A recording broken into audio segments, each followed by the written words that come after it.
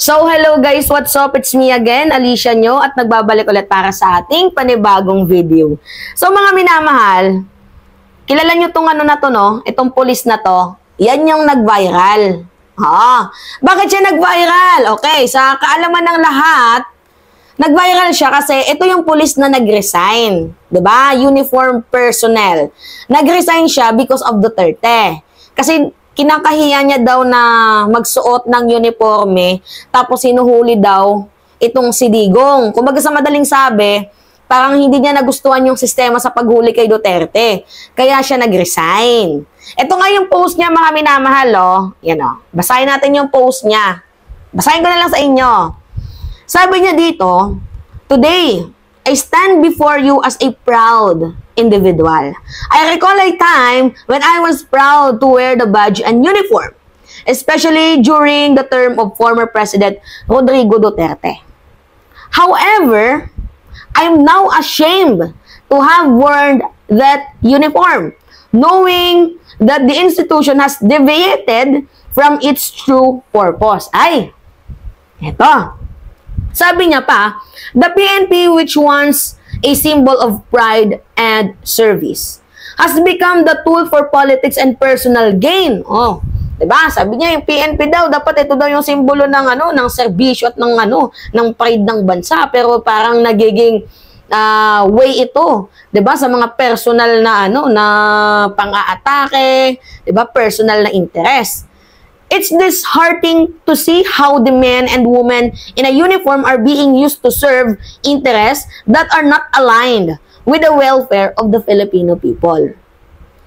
Despite this, I remain grateful to the former President Duterte, who genuinely cared for our country and its people. Unfortunately, we as a nation failed to support him in his mission. Now, I pledge to do my part in protecting the former president's legacy and the progress he achieved during his term. It's time for us to acknowledge the remarkable strides he made in our country's development and to honor his commitment to the Filipino people. We owe it to ourselves, our children, and the generation to come to ensure that his efforts are not in vain. Let us come to serve to show our appreciation for his service and continue his mission for creating a better future for our nation." Yan yung sabi ni ni Akla.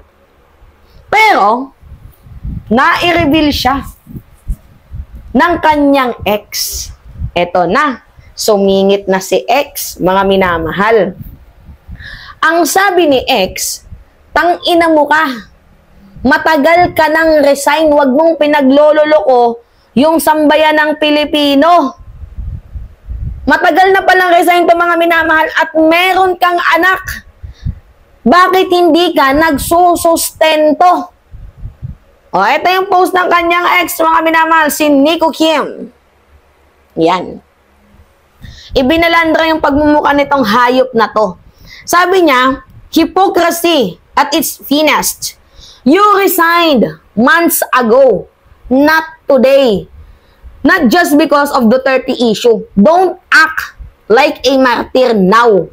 Like you're standing on some moral high ground when the truth is, you've been gone long before this. But of course, playing the victim suits you well.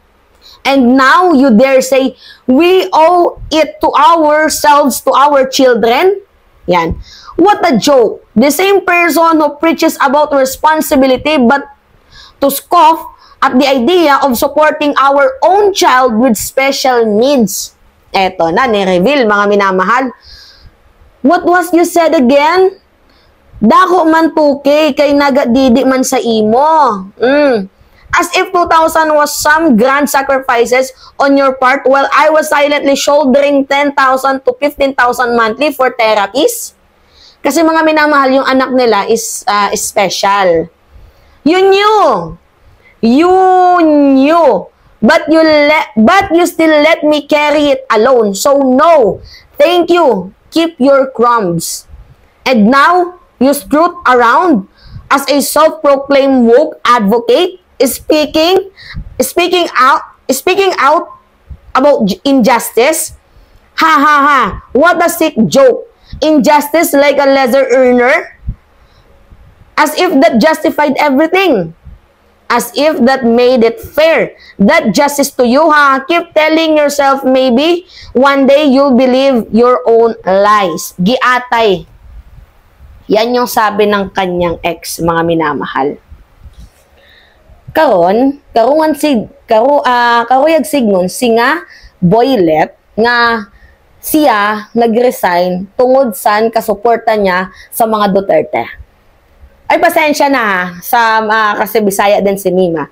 Karuyag niya signon na nag-resign siya tungod hiunong san mga Duterte. Yan yung sabi ng boy, na uniform personnel.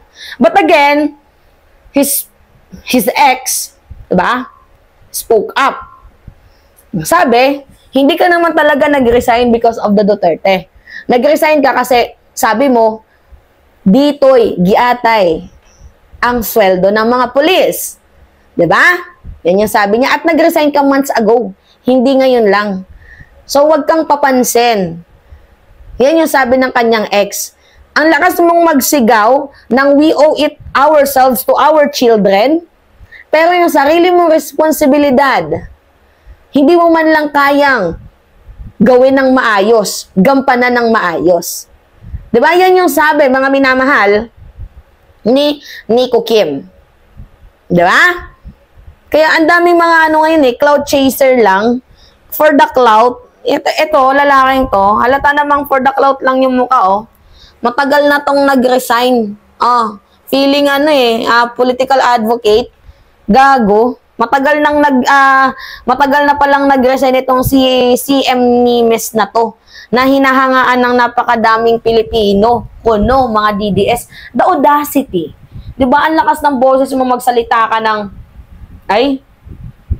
na-resign ako kasi hindi na tama. Dapat supposedly kapag pulis ka, pinoprotektahan mo ang sarili nating bansa, pero nagagamit ang mga uniformed men tungod sin mga personal sin interest.